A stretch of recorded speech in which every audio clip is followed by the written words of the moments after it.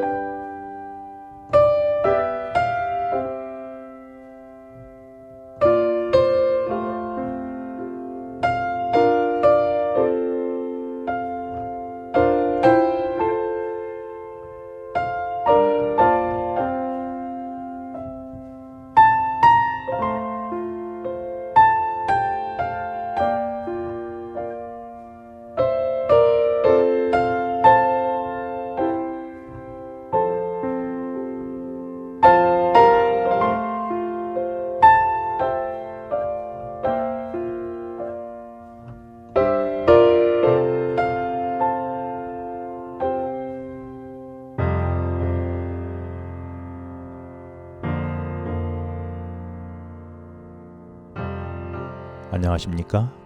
하나님께서 주신 하루입니다. 이 시간 기도함으로 시작하겠습니다. 하나님 아버지, 새로운 날을 주심을 감사드립니다. 이 하루 우리를 살게 하는 말씀을 주시옵소서. 듣겠나이다. 예수님의 이름으로 기도합니다. 아멘. 이 시간 묵상할 말씀은 창세기 11장 10절에서 30절까지의 말씀입니다. 지난 말씀에는 성경에서 대표적으로 용감한 용사로 불리우는 함의 손자 니므롯이 그 위대한 용감함으로 하나님을 버리고 대신 자신을 위해 도시를 만들고 성을 쌓고 바벨탑까지 하늘로 쌓아 올렸었습니다. 그러나 그것은 하나님께서 가장 싫어하시는 일이기에 하나님은 그들의 언어를 혼잡하게 하여 인간의 성취를 무너뜨리는 장면을 보았습니다. 오늘은 함과 대조되는 셈의 족보를 살펴볼 것입니다. 오늘도 말씀을 통해 말씀하시는 하나님의 음성이 우리 삶의 기준이 되었으면 좋겠습니다. 지난 창세기 10장에 이어 11장에서 다시 한번 셈의 족보가 등장하는데요. 셈의 족보가 창세기 10장에 처음 나왔을 때는 용감한 용사로 나타난 함의 족보와 비교해서 너무나 약하고 부족해 보이는 셈의 족보였습니다. 그러나 11장에서는 찬란했던 함의 후손이 세운 바벨탑이 사라지고 민족이 언어의 혼란으로 흩어진 후에 다시 셈의 족보가 홀로 등장하게 된 것입니다. 이 사실을 통해 알 수 있는 것은 셈의 족보는 자기 욕망의 성취를 따라 세운 바벨탑을 따라가지 않고 오직 하나님만 바라보며 묵묵히 살아가다가 구원의 은혜를 누린 끝까지 살아남은 남은 무리의 족보임을 의미합니다. 화려해 보이지만 결국 무너질 바벨론을 쫓아 살기를 우리는 원하지 않았는지요. 그러나 끝까지 남은 무리가 누구였는지를 오늘 묵상해 보면서 오늘 어떤 길을 위해 하루를 열심히 살아가야 할지를 생각해 보게 됩니다. 하나님은 범죄한 사람들을 흩으시는 과정 중에서도 여인의 후손으로 성취될 구속의 약속을 잊지 아니하시고 이 약속의 성취를 위해 셈의 후손을 끝까지 남기셨던 것입니다. 그래서 10장에서는 셈의 후손을 열거하는 데만 집중되었다면 11장에서는 범죄한 자를 구원하기 위해 여인의 후손으로 오는 언약의 통로가 된 아브라함의 출현에 그 족보가 초점이 맞추고 있습니다. 그래서 10장에서는 셈, 아르박삿, 셀라, 에벨, 벨렉까지만의 족보를 기록했지만 11장에서는 그 이후인 루, 수룩, 나홀, 데라를 이어 약속의 후사를 내게 될 아브라함까지 기록하고 있는 것입니다. 이는 벨렉에게서 데라가 나오고 데라에게서 약속의 백성 이스라엘의 민족의 조상 아브라함이 태어나기 때문입니다. 그러나 데라의 가족을 소개하는 27절에서 30절을 보면 이 가족이 과연 하나님께서 선택해서 언약을 성취해가는 가문이 맞나 의구심이 듭니다. 하나님께서 선택하셔서 사용될 가문이라면 최소한 불행의 흔적은 없어야 할 것 같은데 데라의 가문은 그렇지 못했습니다.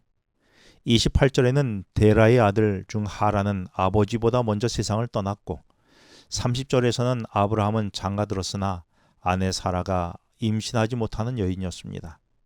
아버지보다 먼저 세상을 떠난 하란도 가문의 불행을 보여주지만 그보다 고대 사회에서 임신하지 못하는 여인은 큰 불행을 의미합니다. 더구나 약속의 후사가 나오기 위해서는 임신은 필수적이었습니다. 하나님의 은혜를 입은 셈의 족보 안에서도 언약의 성취자로 선택된 아브라함이 그의 아내가 임신하지 못함으로 언약의 성취가 불안하게 된 것입니다. 그래서 하나님께서 하나님의 언약을 성취하기 위해서 선택한 가문으로 전혀 어울리지 않는 것 같습니다. 그러나 하나님의 일하시는 방법은 우리의 생각을 뛰어넘습니다. 하나님은 약속하시고 그 약속을 성취해 가시는 데에는 환경이나 사람의 불완전함이 전혀 문제가 되지 않습니다. 오히려 하나님은 약한 자를 들어 강하게 하시고 가난한 자를 들어 부유하게 하시고 불행한 자를 들어 복의 통로가 되도록 사용하십니다. 이런 하나님이시기에 앞으로 사라의 불행은 축복으로 바뀔 것이었습니다. 창세기 21장을 미리 보시면 사라는 매우 늙어서 아들에 대한 소망을 완전히 잃어버렸을 때에 약속의 아들 이삭을 낳게 됩니다. 그 이삭은 야곱을 낳고 야곱이 이스라엘에 대해 큰 민족으로 성장하게 됩니다. 그리고 이스라엘에서 다윗이 나오고 결국 다윗의 후손 곧 온 우주의 통치자이시며 구원의 완성자이신 예수 그리스도가 오십니다. 이처럼 하나님의 일하심은 사람의 부족함이나 환경에 제한되지 않습니다. 하나님은 구원을 약속하신 분이시고 친히 이 약속을 성취하시는 분이십니다. 따라서 우리는 하나님의 동역자로서 우리의 구원을 이루어가는 일에 우리의 약함과 부족한 환경을 탓할 수 없습니다.